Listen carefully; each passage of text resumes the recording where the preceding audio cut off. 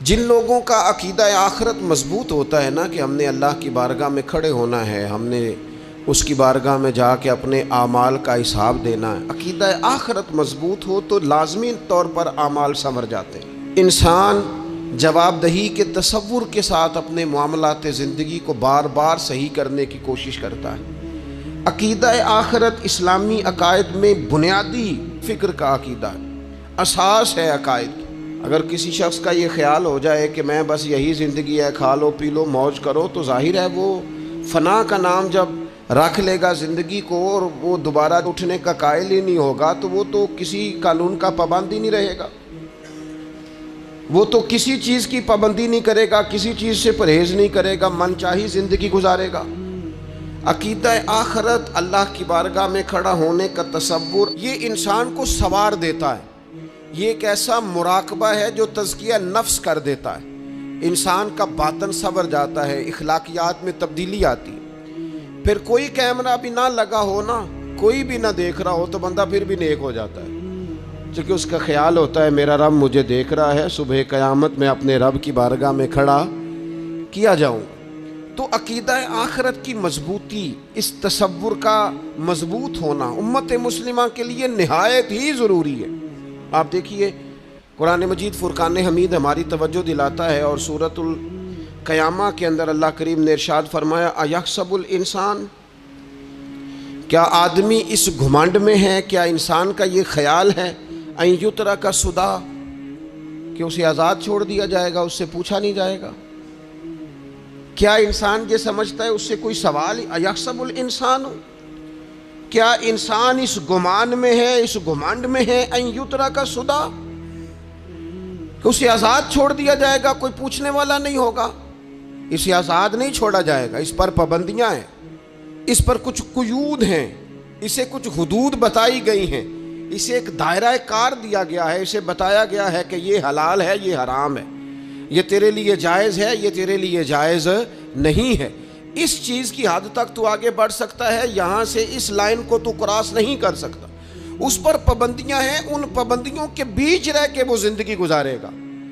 اور یہ بھی یاد رکھے، یہ آیت ایک دوسرا معنی یہ دیتی ہے کہ یہ مت سمجھے کہ صبح قیامت اسے چھوڑ دیا جائے گا، اس سے پوچھا جائے گا، اس سے سوال کیا جائے گا۔ اللہ کی بارگاہ میں جب یہ کھڑا ہوگا تو اسے اپنے اعمال کا حساب دینا ہو۔ لازمی طور پر ایک عدالت صبح قیامت لگے گی، جس عدالت میں مجرم پیش ہوں گے، انہیں اپنے جرموں کا حساب دینا ہے، ظالموں کو کھڑا کیا جائے گا، ان سے ان کے ظلم کے بارے میں باز پرس ہوگا۔ تو لازمی طور پر عقیدہ آخرت کی مضبوطی انسان کو مضبوط کرتی، اس کے اعمال پر پیرے بیٹھ جاتے ہیں، وہ پھونک پھونک کر قدم رکھتا ہے، سوچ کر جملے بولتا ہے، وہ کوئی بھی معاملہ کرتا ہے تو اس میں اس کا خیال ہوتا ہے کہ میں نے دنیا سے چلے جانا ہے، میرے پاس پتہ نہیں کتنا وقت بچا ہے، لہٰذا مجھے آخرت میں پیش ہونا ہے اپنے معاملات کی آسانی کے لیے، وہاں کی آسانی کے لیے میں یہاں تھوڑا سوچ سمجھ کے چلوں۔ رب فرماتا ہے تجھے ایسے ہی آزاد نہیں چھوڑا جائے گا، آزاد پنچھیوں جیسی زندگی نہ گزار، صبح قیامت کے معاملات کو پیش نظر رکھ، اس پر غور کر۔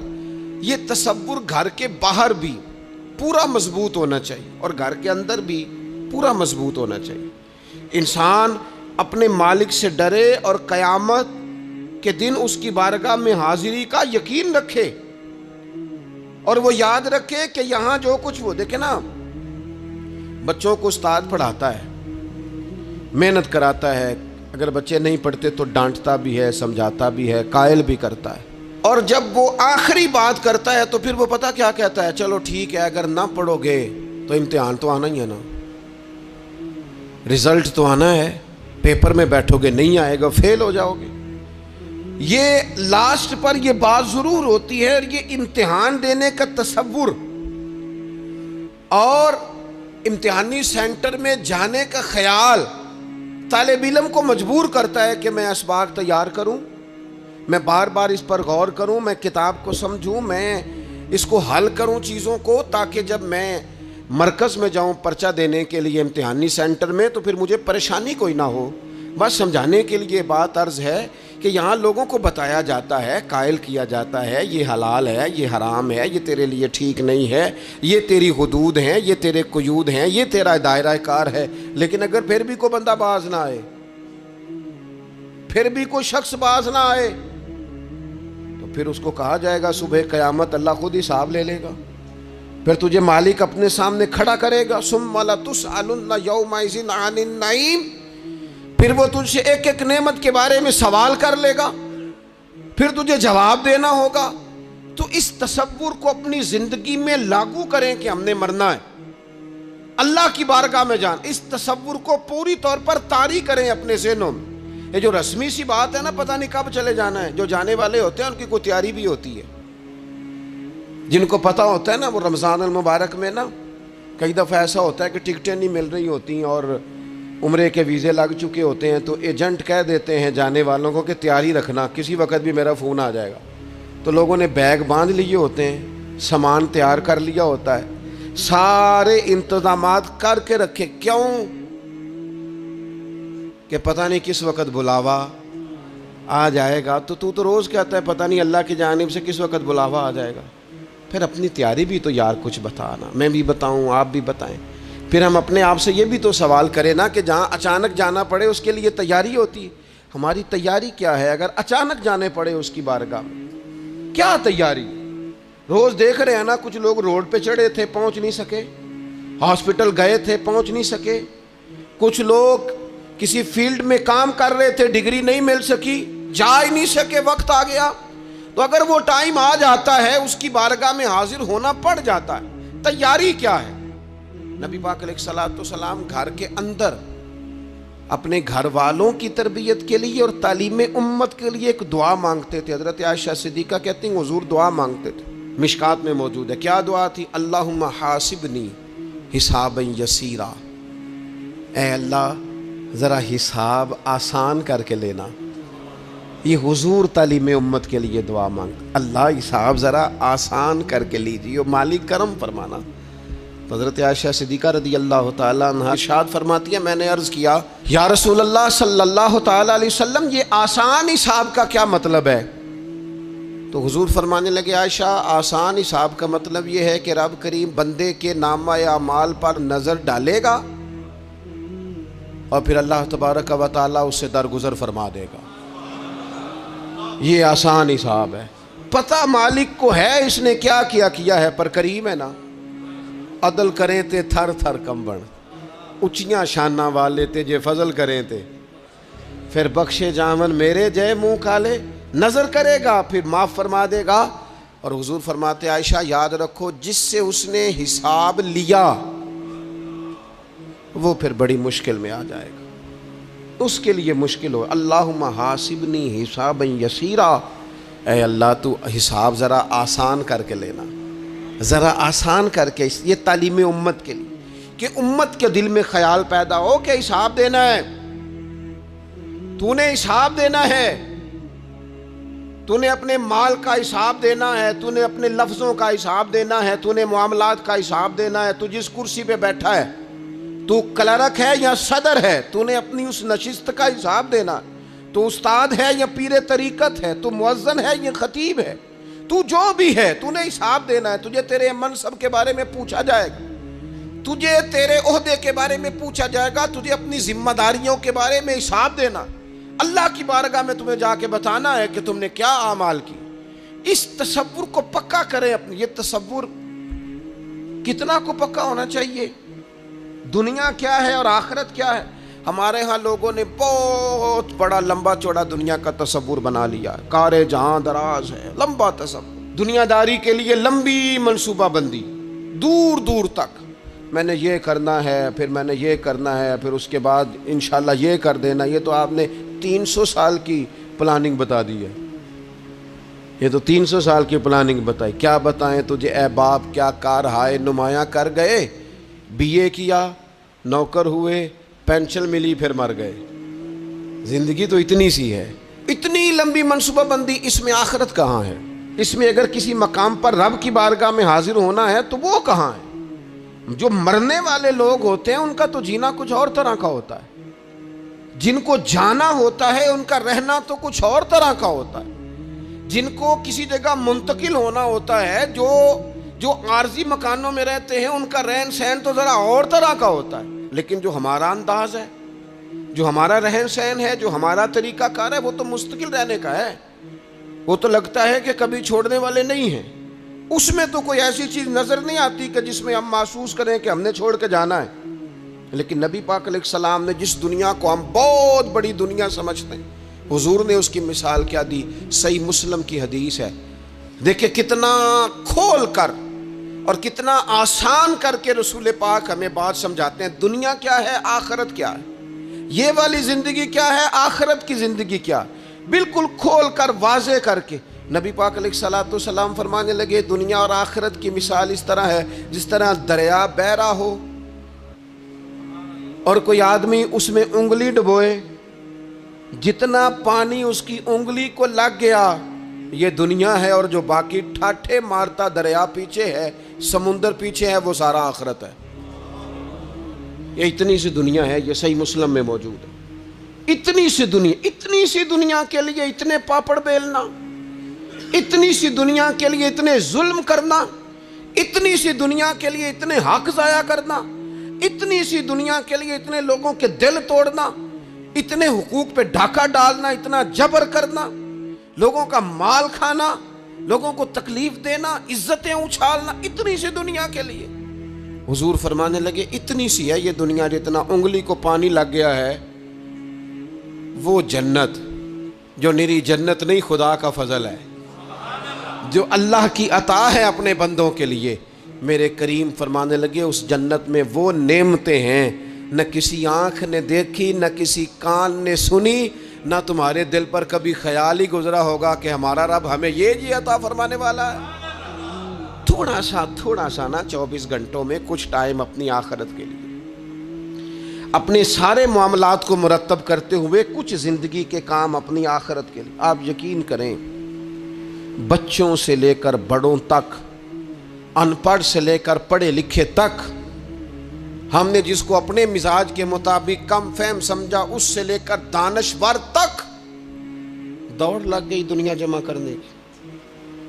وہ ایک سوچ حضرت سلطان باہو رحمۃ اللہ علیہ فرمانے لگے، ہزاروں لوگ ان کی خدمت میں آیا کرتے تھے تو کہتے ہیں رابدہ طالب کوئی نہیں ملیا، ات جو ملے ہے طالب زردہ ہو، یہ تو دعا کرانے آئے ہیں کہ میرا کاروبار نہیں چلتا، یہ تو دعا کرانے آئے ہیں کہ جناب وہ میرا جو ہے وہ فلانا کیس سلجھ گیا۔ رابطہ طالب کوئی نہ ملے، کوئی ایسا تو آتا جو کہتا میری اس سے ملاقات کرا دے، کوئی طریقہ بتائے مالک معرفت کیسے دیتا ہے، کوئی تو ایسا آتا جو کہتا کہ آؤ نہ کچھ باتیں درد کی کریں، کچھ عشق رسول کی تم کرو، کچھ محبت مصطفیٰ کی میں کروں۔ کچھ ایسے آتے جو کہتے آؤ نہ کوئی ذکر چھیڑے صدیق اکبر کا، کوئی بات کریں سیدنا فاروق اعظم کی، کچھ تذکرے ہو جائیں عثمان غنی کے، تھوڑی دیر ہو نہ جائے مولا علی کا تذکرہ۔ کچھ لوگ ہوتے نا ایسے جو اس طرح کے ہوتے، لیکن وہ ہر وقت دنیا داری، ہر وقت اچھا کہیں اکتاتے بھی ہیں نا، تھک گئے کاروبار کر کر کے، کہیں اکتاتے بھی ہیں تو کرتے کیا ہیں، سیر کرنے چلے جاتے ہیں۔ میں جی بور ہو گیا ہوں کام کرتے کرتے، چلو میں اب ٹھنڈے علاقے میں چلتا ہوں۔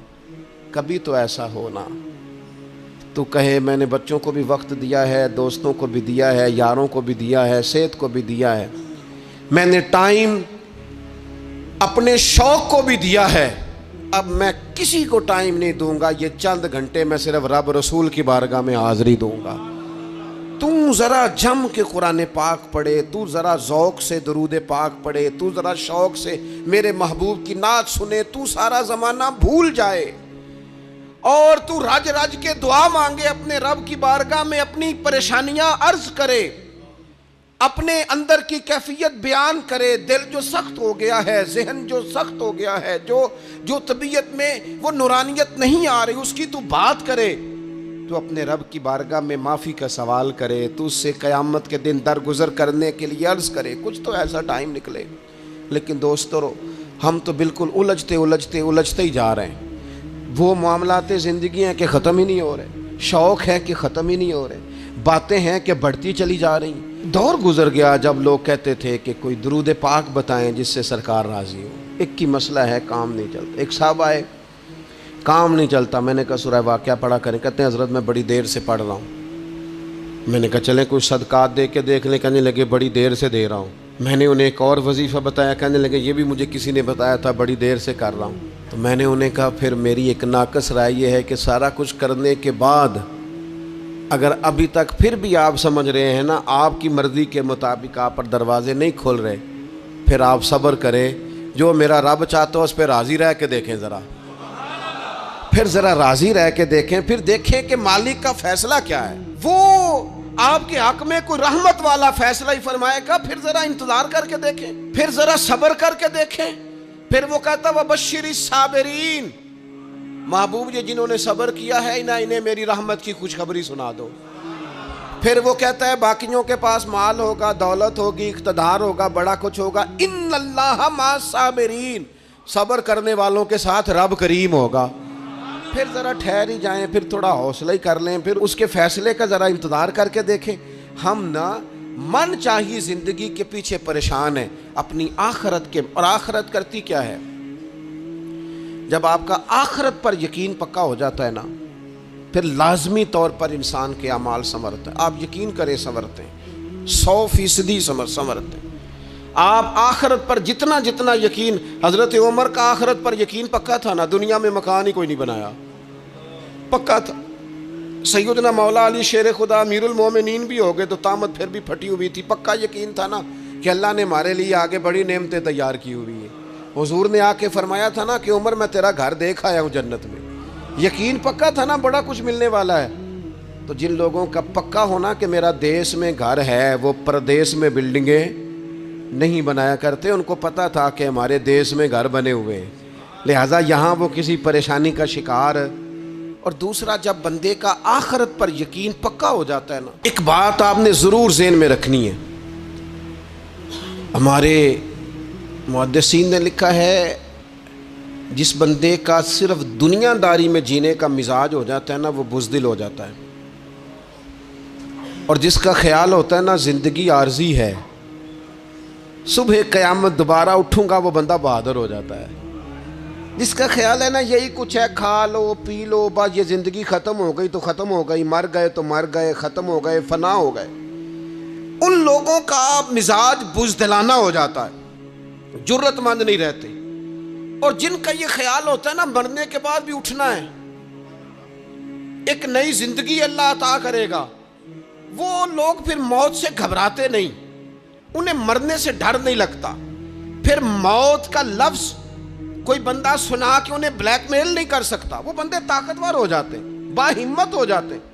حضرت جابر بن عبداللہ فرماتے ہیں, بخاری میں حدیث ہے, فرماتے ہیں ایک احد والے دن ایک صحابی کھجور کھا رہے تھے.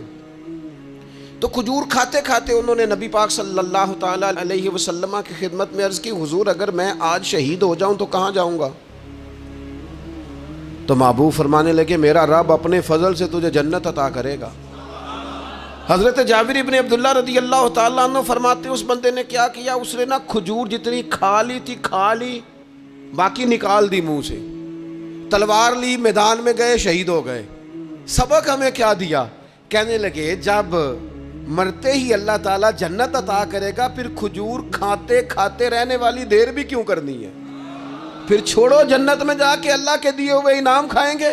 کھجور کھانے کی بھی دیر برداشت نہیں کی. یہ آخرت کا اجر, آخرت میں رب کی بارگاہ میں کھڑے ہونے کا تصور بندے کو طاقتور کر دیتا. وہ بزدل. اقبال کیا کہتے ہیں؟ اقبال کہتے ہیں موت کو سمجھے ہیں غافل اختتام زندگی, یہ ہے شام زندگی, پھر صبح دوام زندگی. اور حضرت بلے شاہ بھی بول پڑے, وہ کہنے لگے عرش فرشتے بانگاں ملیاں مکے پہ گیا شور, بلے شاہ آسان نہیں مرنا, ایتے مر گیا ہی کوئی ہور, یہ تو کسی. اور پھر ایک اور درویش بولے, وہ کہنے لگے وارث شاہ او کدو مردے, وارث شاہ او کدو مردے جنہ کیتیاں نیک کمائیاں نے. وہ تو اللہ کی بارگاہ میں انعام پاتے ہیں. ایک پل ہے موت, اس پل سے گزرتے ہیں, پھر رب کا فضل انہیں ملتا ہے.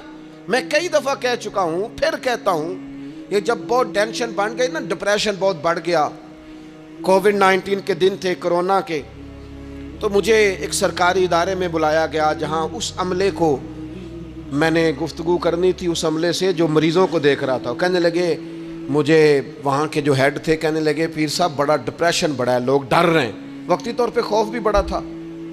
तो मैंने एक साहब से वहाँ कहा कि इतना खौफ किस बात का? कहने लगे, जी मुझे तो ज़्यादा हुजूम आ जाए तो मेरा सांस नहीं निकलता, तो कब्र में तो खिड़की कोई नहीं, तो तसव्वुर सोच सोच के मैं डरता हूँ। तो मैंने कहा, डॉक्टर साहब माँ के पेट में जो रब ऑक्सीजन देता है वो कब्र में भी देगा। तो उन्होंने आपकी तरह सुभान अल्लाह नहीं की, क्योंकि वो डॉक्टर साहब थे ना। सियाणे बंदे को समझाना भी काफ़ी सियाणे बंदे का काम है, वो ज़्यादा सियाणे थे। देखे ना, सोते को जगाना तो काम है, और अगर जागते को जगाना पड़ जाए तो बहुत मुश्किल काम होता है। वो डॉक्टर साहब थे, वो कहने लगे, जी हजरत साहब वो तो माँ सांस लेती है तो वो बच्चे को जाता है, वो ऑक्सीजन माँ के सांस की बुनियाद पे मिलती है, तो कब्र में वो कैसे होगा? मैंने कहा, चलें ठीक है डॉक्टर साहब, आपकी ये दलील भी मान लेते हैं। वो जो अंडे से बच्चा निकलता है, वो चारों जानब कोई सुराख होता है? डॉक्टर साहब ने कलम छोड़ दिया, रख दिया। मैंने कहा, चलो ये भी बताओ, जिंदा ही निकलता है? कहने लगे, बिल्कुल। तो मैंने कहा, सोना भी निकलता है? कहने लगे, बड़ा ही प्यारा होता है। मैंने कहा, इंशाअल्लाह जब हम कब्रों से निकलेंगे, मुस्तफ़ा का सदका, यौम नहशुरुल मुत्तकीना इलर रहमान वफ्दा, रब कहता है तुम जब निकलोगे ना कब्रों से, मुत्तकी मोमिन जब निकलेंगे तो रब की बारगाह में मेहमान बनाकर पेश किए जाएंगे। ए रब दे परौने होंगे क़यामत में, वो मेहमान बनाकर पेश किए जाएंगे अल्लाह की बारगाह, मेहमान बनाकर। दोस्तों, कब्र सिर्फ दोज़ख का गड़ा नहीं है, दोज़ख का गड़ा भी, लेकिन उसके लिए जिसने दुनिया में रह के सिर्फ दुनिया इकट्ठी की, आखिरत के लिए जमा कुछ नहीं किया, और जिसने यहाँ रह के वहाँ के लिए कोशिश की, सुबह से शाम तक डरा कहीं मेरा रब नाराज़ ना हो जाए, कहीं हुजूर की बताई हुई हदें माज़अल्लाह मुझसे क्रॉस ना हो जाए, जिसने मोहताज ज़िंदगी गुजारी, उसकी कब्र गड़ा नहीं, खड्डा नहीं, बल्कि हुजूर फरमाते हैं, रौदतुम मिन रियाज़िल जन्ना, उसकी कब्र तो बाग है, बाग। एक मिनट के लिए सिर्फ सोचना, बंदा फौत और सीधा उसे बाग में छोड़ा है कोई, बाग है कब्र, बाग। और बाग भी मामूली नहीं, मामूली क्यारी नहीं, रौदतुम मिन रियाज़िल जन्ना, जन्नत के बागों में से बाग। और बाग इतना सोना है जिसमें आंख खुलेगी तो पहली ज़ियारत ही मदीने वाले रसूल की नसीब होगी। तो खौफ आता है वहां जाते हुए। पहले भी मैंने कहा था, फिर कहता हूं, ओ मरहूम आसी ने कहा था, आज फूले न समाएंगे कफन में आसी, ओ कब्र की रात है उनसे मुलाकात की रात, आज तो मुलाकात। तो ये जो अकीदा आखिरत है, ये इंसान को बुज़दिल नहीं करता, बहादुर कर देता है। जो लोग अकीदा आखिरत नहीं रखते बुज़दिल हो जाते हैं, और लाजमी तौर पर बुज़दिल हो जाते हैं। इसी तरह ये जो अकीदा आखिरत है, ये सब्र व तहम्मुल पैदा करता है इंसानी ज़िंदगी में, ठहराव पैदा करता है। इंसान महसूस करता है कि कुल दुनिया ये नहीं, आगे भी अल्लाह बड़ा कुछ अता फरमाने वाला है। उसके मिजाज के अंदर तहम्मुल, बुर्दबारी, सुकून रहता है। यानी नहीं भी अगर किसी मजलूम को इंसाफ मिल सका दुनिया में, तो वो फिर भी बेसब्रा नहीं होता, वो ठहराव का शिकार है। उसे पता है क़यामत के दिन भी एक अदालत लगेगी, अल्लाह की बारगाह में जाना है। नबी पाक अलैहिस्सलाम ने फरमाया, अगर सींगों वाली बकरी ने बग़ैर सींगों वाली बकरी को तकलीफ़ दी होगी तो क़यामत के दिन उसे भी बदला देना पड़ेगा। तो ये तहम्मुल पैदा करता है, इंसान को एक हौसला होता है कि सारी अदालतें यहाँ नहीं, क़यामत में भी लगनी। जब इंसान अकीदा आखिरत रखता है ना, तो फिर उसके लिए ना रब के रस्ते में खैरात करना बड़ा आसान हो जाता है। फिर ना वो महसूस करता है कि मैंने सारा कुछ यहाँ के लिए जमा नहीं करना, कुछ मैंने वहाँ के लिए भी जमा करना है। वो फिर अपनी आखिरत के लिए कुछ ना एक बैंक आखिरत का भी बना लेता है, उसमें भी कुछ ना कुछ जमा कराता रहता है। उसे पता होता है कि मैंने अल्लाह की बारगाह में हाजिर होना है, वहाँ की भी कुछ ना कुछ तैयारी। नबी पाक सल्लल्लाहु ताला अलैहि वसल्लम ने बकरा भेजा घर में ज़िबा करने के लिए, तो सरकार तशरीफ़ लाए सर शाम, तो फरमाया क्या बना? अर्ज़ की, या रसूल अल्लाह सल्लल्लाहु ताला अलैहि वसल्लम, सारा बांट दिया है, महल्लेदारों में, रिश्तेदारों में, गरीबों में सारा बांट दिया, बकरे की एक दस्ती सिर्फ बची है, आपके लिए रखी है। تو حضور نے توجہ کیا دلائی، محبوب نے کس طرف رخ کیا؟ حضور فرمانے لگے اپنے اہل خانہ سے، ازواج مطہرات سے، کریم فرمانے لگے عائشہ وہ جو تم نے بانٹ دیا ہے نا وہ سارا ہی بچ گیا ہے، وہ سارا ذخیرہ ہو گیا، وہ جمع ہو گیا ہے آخرت کے لیے، وہ ہمارے پاس بچ گیا ہے۔ یہ جو تم سمجھتے ہو نا یہ بچا کے رکھا ہے، یہ تو ہم استعمال کر لیں گے، وہ ہم نے سیو کر لیا ہے، وہ بچ گیا ہے۔ حضرت ابو ذر غفاری رضی اللہ تعالیٰ عنہ اپنے خادم سے کہنے لگے کہ مجھے پتہ چلا ہے یہاں فلاں جگہ کچھ غریب لوگ آئے ہیں، تو اس طرح کرنا، جو اچھا اونٹ ہے نا میرے اونٹوں میں سے اچھا اونٹ، وہ ذبح کر کے نا تو ان سارے گھروں میں تقسیم کر دو، جتنا گوشت وہاں بھیجو گے اتنا ہی میرے گھر میں بھی بھیج دینا۔ آپ کا وہ خادم کہتا ہے میں نے اپنی سمجھ کے مطابق اچھا اونٹ ذبح کر کے گوشت بنا کے میں نے بانٹا، اور میں نے اس طرح کیا کہ وہ حضرت ابو ذر غفاری کے گھر بھی اتنا ہی گوشت بھیجا جتنا تمام غربا کے ہاں میں نے بانٹا تھا۔ شام کو جناب ابو ذر غفاری اپنے اونٹوں کے باڑے میں آئے جہاں باندھا کرتے تھے اپنی حویلی میں، تو آ کے دیکھا کہ وہ سرخ بہترین اونٹ جو سب سے بہترین تھا وہ تو کھڑا ہے۔ تو آپ اپنے خادم سے کہنے لگے میں نے تمہیں کہا تھا جو سب سے اچھا ہے اس کو ذبح کرنا، تو وہ کہنے لگا حضور وہ باقیوں میں سے سب سے اچھا تھا، اس سے ہی تھوڑا سا کمزور تھا، اور یہ تو آپ کی سواری کے لیے ہے نا، یہ تو آپ کے کام آتا ہے، اس پہ تو آپ سفر کر دیں، اس لیے میں نے اسے چھوڑ دیا، اور اس کے بعد جو سب سے اچھا تھا وہ میں نے ذبح کر دیا۔ تو حضرت ابو ذر غفاری فرمانے لگے تو شاید سمجھا نہیں، میں اسے بھی سواری کے لیے رکھنا چاہتا تھا پر اپنی آخرت کی سواری کے لیے۔ میرا دل تھا وہ جو آخرت میں سفر کرنا ہے نا، دشوار گزار گھاٹیاں ہیں، ان گھاٹیوں کے لیے وہ اونٹ میرے کام آ جائے گا، لہذا میں نے تجھے کہا تھا جو سب سے بہتر ہو وہ دے دینا تاکہ ذرا میری آخرت کی سواری بن جائے، تاکہ میں ذخیرہ کر لوں۔ بڑا دیا بال بچوں کو، بڑا دیا بہن بھائیوں کو، بڑا دیا دوست احباب کو، بڑے قرضے دیے ادھر ادھر، لیکن ساری زندگی دیے، ایک موقع پر صرف آپ نے کسی کو انکار کیا نہ، ایک موقع پر، تو وہ پچھلے جو 99 دفعہ آپ نے دیا ہوتا ہے وہ اس کا بھی منکر ہو جاتا ہے، وہ کہتا ہے تو نے کدی کام ہی نہیں آیا، وہ تو نے تو میری امید ہی توڑ دی۔ وہ سارے شکوے ساری زندگی کہاں خرچ کر دی بلا، کس مقام پر؟ اور یہاں حال یہ ہے کہ حضور فرماتے ہیں جب تو صدقہ دیتا ہے تو رب اسے اپنے دستے قدرت میں لیتا ہے، اور اس طرح تمہارے صدقے کو پالتا ہے جس طرح تم اپنے گھر میں بچھڑا نہیں پالتے، اس طرح صبح قیامت تمہیں وہ نتیجے کے طور پر پلا ہوا صدقہ ملے گا۔ ہم اپنی آخرت کو چونکہ اس لیول پر یقین نہیں لاتے الا ماشاءاللہ، لہٰذا اس کی تیاری کے لیے ذخیرہ نہیں کرتے، اپنی آخرت کی تیاری کے لیے ذخیرہ کریں اور کوشش کریں کہ اور یہ عقیدہ اپنی اولادوں میں، اپنے متعلقین میں، اپنے احباب میں اس کو راسخ کریں، کوئی نہ کوئی بات عقیدہ آخرت کی، قیامت کی ضرور اس کا تذکرہ کریں، ان باتوں کو اپنی زندگی کا حصہ بنائیں۔ اگر عقیدہ آخرت نہ ہو تو دنیا کی ساری چیزیں ویسے ہی لوگوں کو عجیب لگنے لگ جائیں۔ اگر کوئی قیامت ہی قائم نہ ہو تو مظلوم رہ گیا، ظالم نے تو پھر ظلم ہی کمایا، وہ تو پھر دندناتا پھرے گا۔ تو رب کہتا ہے اَيَحْسَبُ الْإِنسَانُ أَن يُتْرَكَ سُدًى، کیا انسان سمجھتا ہے کہ اسے یوں ہی چھوڑ دیا جائے گا، کوئی اسے آزاد ہی چھوڑ دیا جائے گا، کچھ پوچھا ہی نہیں جائے گا؟ صبح قیامت سوال ہوں گے، رب کی بارگاہ میں حاضری ہوگی، اللہ کے حضور سوالات کے جواب دینے ہوں گے۔ لہٰذا اپنی زندگی کے اعمال کو مرتب کرتے وقت، کوئی بھی کام کرتے وقت ایک تصور ضرور ذہن میں رکھیں کہ مجھے صبح قیامت اس کا حساب دینا ہے۔